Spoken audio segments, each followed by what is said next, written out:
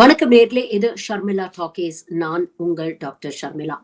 ரீசெண்டா ஒரு RTI query மூலமா ரயில்வேஸ்ல வந்து கேன்சலேஷன் மூலமா ரயில்வே துறை இந்த ஒன்றிய அரசு வந்து எவ்வளவு சம்பாதிச்சிருக்கு அப்படின்னு நீங்க பாத்தீங்கன்னா 2021 இருந்து 24 வரைக்கும் வெறும் டிக்கெட் கேன்சலேஷன் சார்ஜஸ் மூலமாக கிட்டத்தட்ட 1229 கோடி 1229 கோடி ரூபாய் வந்து வெறும் டிக்கெட் கேன்சலேஷன் மூலமாக ரயில்வே துறை சம்பாதிச்சிருக்கு. கடந்த ஜனவரி மாசம் 2024 ஜனவரி மாசம் மட்டும் கிட்டத்தட்ட 45 லட்சத்துக்கு மேல டிக்கெட் கேன்சல்ஸ் பண்ணி கிட்டத்தட்ட 43 கோடி ரூபாய் ஒரு மாசத்துல சம்பாதிச்சிருக்கு. இந்த மாதிரி 4 வருஷத்துல டோட்டலா 1600 கோடிக்கு மேல சம்பாதிச்சிருக்காங்க அப்படிங்கிற ஒரு விஷயத்த சொல்றாங்க. ஒரு RAC இல்ல வெயிட்டிங் லிஸ்ட்ல இருக்கக்கூடிய டிக்கெட்டை நீங்க போய் கேன்சல் பண்ணீங்கன்னா கிட்டத்தட்ட 60 ரூபாய் உங்ககிட்ட இருந்து அவங்க கேன்சலேஷன் சார்ஜஸ் வாங்குறாங்க. இதையே நீங்க IRCTC போன்ற ஆன்லைன் பிளாட்ஃபார்ம்ல இருந்து நீங்க புக் பண்ணீங்கன்னா இந்த cancellation charge plus service charge போடுவான். ஏசிக்கு வந்து நீங்க பாத்தீங்கன்னா 30 ரூபாய் போடுறான், நான் ஏசிக்கு வந்து கிட்டத்தட்ட 15 ரூபாய் போடுறான். இப்படி கலெக்ஷன் போட்டு 1200 கோடி டிக்கெட் கேன்சலேஷன்ல மட்டும் சம்பாதிச்சிருக்காங்க அப்படின்றது ஒரு தகவல்.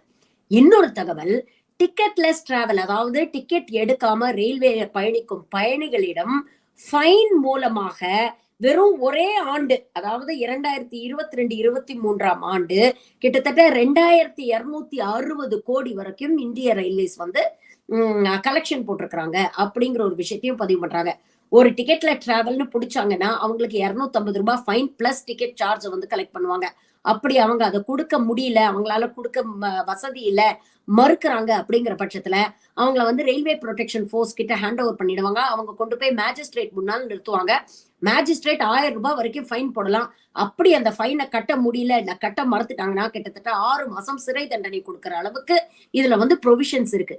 ஆனா இப்படி டிக்கெட்லெஸ் டிராவல் அப்படிங்கிற பேர்ல கிட்டத்தட்ட 2260 கோடிக்கு மேல இந்தியன் ரயில்வேஸ் ஒரு வருஷத்துல மட்டும் கலெக்ட் பண்ணிருக்கு.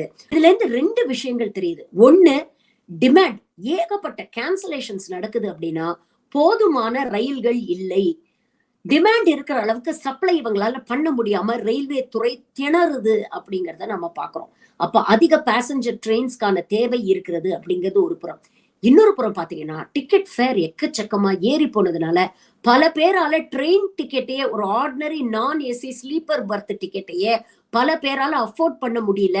அதை வாங்கக்கூடிய சக்தி இல்லாமல் இன்னைக்கு பெரும்பாலான ஏழை எளிய மக்கள் இருக்காங்க அப்படிங்கிறது தான் இந்த தரவுகள் மூலமா நமக்கு தெரிய வருது. கடந்த 10 ஆண்டு மோடி காலத்துல வந்து ரயில்வே துறை எந்த அளவுக்கு மோசமா இருக்கு அப்படிங்கறத கடந்த ஆண்டு வெளிவந்த CAG ரிப்போர்ட் மூலமா நமக்கு தெளிவா தெரியும். அதாவது CAG ரிப்போர்ட் என்ன சொல்றாங்கன்னா, ரயில்வேஸோட வர்ஸ்ட் எவர் ஆபரேட்டிங் ரேஷியோ வந்து 2021-22 அப்படிங்கிறாங்க. அதாவது ஒரு 100 ரூபாய் ஏர்ன் பண்றதுக்கு 107 ரூபாய் வரைக்கும் ரயில்வேஸ்ல வந்து செலவு பண்றாங்க, நஷ்டத்துல ஓடிட்டு இருக்கு அப்படிங்கிற ஒரு விஷயத்த சொல்றாங்க. இத்தனைக்கும் நீங்க பாத்தீங்கன்னா இந்த கடந்த கடைசி பட்ஜெட் செஷன்ல இருக்கிறதுலே ஹையஸ்ட் அலோகேஷன் நிர்மலா சீதாராமன் வந்து ரயில்வே துறைக்கு தான் கேபெக்ஸ், அதாவது கேபிட்டல் எக்ஸ்பெண்டிச்சருக்காக கிட்டத்தட்ட 2.4 லட்சம் கோடி வந்து அவங்க வந்து அலோகேட் பண்ணியிருக்கிறாங்க.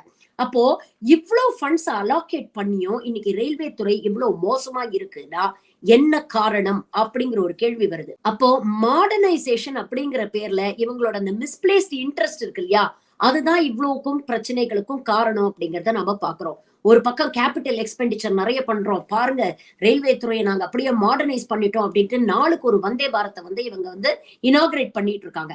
இன்ஃபேக்ட் வந்தே பாரத் ட்ரெயினோட டிக்கெட்டோட ஃபேர் பாத்தீங்கன்னா ஃபிளைட்லயே போயிடலாம். ஏன்னா ஃபிளைட்டோட ஃபேர் வந்து அதை விட சீப்பரா இருக்கு அப்படின்னு நிறைய பேசஞ்சர்ஸ் வந்து சமூக வலைதளங்களை கம்ப்ளைண்ட் பண்றதை நம்ம பாக்குறோம். நாட்டில் பெரும்பாலான மக்கள், அதாவது ரயில்வேஸை யூஸ் பண்ணக்கூடிய மக்கள்ல கிட்டத்தட்ட 95% பேர் நான் ஏசி ஸ்லீப்பர் கோச்ல தான் போறாங்க. ஒரு 5 அல்லது 10% பேர் தான் ஏசி கோச்சஸ் இல்ல வந்தே பாரத் போன்ற ட்ரெயின்ஸை உபயோகப்படுத்துகிறார்கள் அப்படின்னு சொல்றாங்க. அப்போ இவங்களுடைய ப்ரையாரிட்டிஸ் எப்படி மிஸ்பிளேஸ்டா இருக்கு அப்படிங்கறத பாருங்க. ஒரு மாடர்னைசேஷன் பண்ணணும் அப்படிங்கிற ஒரு பேர்ல ஒரு வெளிப்பூச்சு, ஒரு வெளியில வந்து அப்படியே ஒரு பந்தா காமிச்சுக்கணும் அப்படிங்கிற பேர்ல முக்கியமான விஷயங்களை இவங்க இக்னோர் பண்ணிட்டு இருக்காங்க. ஃபர்ஸ்ட் அண்ட் ஃபார்மோஸ்ட் அவைலபிலிட்டி, 95% மக்களுக்கான ட்ரெயின் அவைலபிலிட்டி வந்து இவங்க கவனம் செலுத்த மாட்டேங்கிறாங்க. நம்பர் 1. 2வது ரெவென்யூ ஜெனரேஷன். ரெவென்யூ ஜெனரேட் பண்ணீங்கன்னா தான் ட்ரெயின்ஸை ஈஸியா மெயின்டைன் பண்ண முடியும், ட்ராக்கை மெயின்டைன் பண்ண முடியும். இதெல்லாம் மெயின்டைன் பண்ணாதான் ஆக்சிடென்ட்ஸை வந்து தவிர்க்க முடியும். கடந்த ஒரு ஆண்டுல மட்டும் எவ்வளவு ட்ரெயின் ஆக்சிடென்ட்ஸை பத்தி நம்ம நியூஸ்ல படிச்சிருப்போம். அப்ப எஃபெக்டிவா ரெவென்யூ ஜெனரேட் பண்ணாதானே அதை வச்சு வந்து ட்ரெயின்ஸை வந்து அழகா மெயின்டைன் பண்ண முடியும். ஆனா அதை பத்தி இந்த அரசாங்கம் கவலைப்படுறதே கிடையாது. மூன்றாவது பங்க்சுவாலிட்டி. இவங்க வந்தே பாரத் ட்ரெயின்ல கான்சென்ட்ரேட் பண்ற அளவுக்கு ரெகுலர் ட்ரெயின்ஸ்ல வந்து கான்சென்ட்ரேட் பண்ண மாட்டாங்க. பாதி நேரமும் ட்ரெயினுடைய டிராவல் டைம் வந்து நீண்டு போகுது, ரொம்ப லேட்டா ட்ரெயின்ஸ் போய் சேருது அப்படிங்கிற ஒரு கம்ப்ளைண்ட் ஒரு பக்கம் வந்துட்டு இருக்கு. நான்காவது நான் சொன்ன மாதிரி சேஃப்டி மிக முக்கியமான ஒரு ஆஸ்பெக்ட். ரயில்வேஸ் எந்த அளவுக்கு வந்து இதெல்லாம் மெயின்டைன் பண்றாங்க அப்படிங்கறது ஒரு பக்கம் ஒரு கேள்விக்குறியா இருக்கு. இன்னொரு பக்கம் ரயில்வே எம்ப்ளாயிஸ் பல பேருடைய வேலையை வந்து நிரப்பாம வச்சிருக்காங்க. எவ்வளவு பணியிடங்கள் காலியாக இருக்கு. அப்ப எக்ஸிஸ்டிங் எம்ப்ளாயிஸ் வந்து ஓவர் ஒர்க் ஆறாங்க. கொஞ்சம் யோசிச்சு பாருங்க, ஒரு 8 மணி நேரம் வேலை செய்ய வேண்டிய ஒரு ஆள் வந்து 12-18 மணி நேரம் வேலை செஞ்சாங்களா, அவங்களுடைய அவுட்புட் எப்படி இருக்கும், அவங்களுடைய கான்சென்ட்ரேஷன் எப்படி இருக்கும் அப்படிங்கறத கொஞ்சம் யோசிச்சு பாருங்க. அப்ப இதெல்லாம் கடைசியில யார வந்து பாதிக்குது அப்படின்னு பாத்தீங்கன்னா, ஏழை எளிய மக்களை தான் பாதிக்குது. ஒரு பக்கம் வந்து ட்ரெயின் டிக்கெட் விலையை ஏத்திட்டாங்க.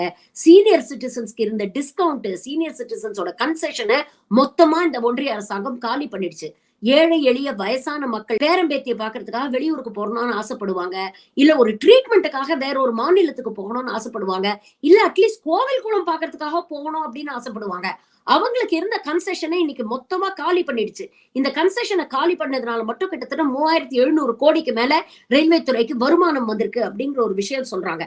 ஆனா ஏழை எளிய வயசான மக்களுக்கு உண்டான சலுகையை வந்து நீங்க கம்மி பண்ணிட்டு இப்படி ஒரு வருமானத்தை ஈட்டுறதுல என்ன பெனிஃபிட் ஏழை எளிய மக்களுக்கு வரப்போகுது அப்படிங்கறத கொஞ்சம் யோசிச்சு பாருங்க. அதே மாதிரி டைனமிக் பிரைசிங். இப்ப நீங்க பாத்தீங்கன்னா ஒரு டைனமிக் பிரைசிங் அப்படிங்கிற ஃபார்முலா கொண்டு வந்திருக்காங்க. அதாவது அதிக டிமாண்ட் இருக்கும்போது நீங்க போய் டிக்கெட் புக் பண்ணீங்கன்னா ஃபேர் ரொம்ப ஜாஸ்தியா இருக்கும். அப்ப யோசிச்சு பாருங்க, திடீர்னு ஊருக்கு போகணும்னு நினைக்கிறவங்க, இல்ல லீவுக்கு வந்து வீட்டுக்கு போகணும்னு நினைக்கக்கூடிய ஸ்டூடெண்ட்ஸ், இல்ல புலம்பெயர் தொழிலாளர்கள் மைக்ரேட் லேபர்ஸ் வந்து திடீர்னு ஒரு விழா வருது, ஒரு திருவிழா வருது, இல்ல ஒரு ஃபெஸ்டிவல் டைம் வருது, எல்லாம் ஊருக்கு போகணும் அப்படின்னு நினைக்கும் பொழுது அப்போ ட்ரெயின்ஸ்ல வந்து இடம் கிடைக்க மாட்டேங்குது. டிக்கெட்ஸ் வந்து ஓவர் பிரைஸ்டா இருக்கு. இருந்தாலும் பரவாயில்லன்னு புக் பண்ணாலும் கன்ஃபர்ம்டு பர்த் கிடைக்காம கேன்சல் பண்ண வேண்டிய ஒரு நிலைமைக்கு வந்து தள்ளப்படுறாங்க. இவ்வளவு கன்ஃபியூஷன்ஸை வந்து ரயில்வே டிபார்ட்மெண்ட்ல வச்சிருக்காங்க. இன்னொரு பக்கம் பாத்தீங்கன்னா வந்தே பாரத்தை லான்ச் பண்றோம் அப்படிங்கிற பேர்ல நான் ஏசி கோச்சஸ் உடைய எண்ணிக்கையே வெகுவாக குறைத்து விட்டது. கிட்டத்தட்ட பாதிக்கு மேல குறைச்சிடுச்சு இந்த அரசாங்கம். நான் சொன்ன மாதிரி 95% மக்கள் நான் ஏசி ஸ்லீப்பர் கோச்சஸ்ல போறவங்க தான்.